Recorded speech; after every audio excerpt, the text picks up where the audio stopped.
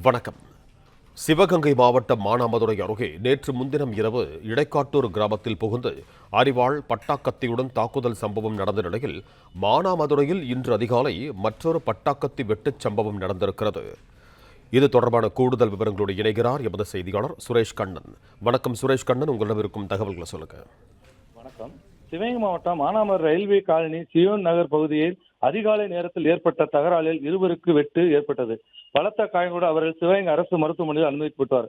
இச்சம்பவத்தில் மானாமதுரை அருகே ஜீவா நகரை சேர்ந்த ஜெயக்குமார் மற்றும் அதே ஊரை சேர்ந்த அழகர் ஆகிய இருவரும் பலத்த காயங்களுடன் காயமடைந்த இருவரையும் அங்கிருந்து மீட்டு சிவகங்கை அரசு மருத்துவமனை அனுப்பப்பட்டனர். இச்சம்பவம் தொடர்பான சிசிடிவி காட்சிகள் தற்போது வெளியாகி பரபரப்பை ஏற்படுத்தியுள்ளது.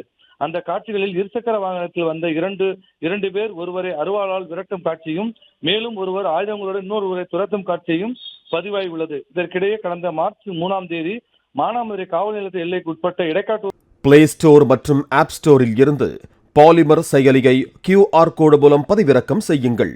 செய்திகளை உடனுக்குடன் பெறுங்கள்.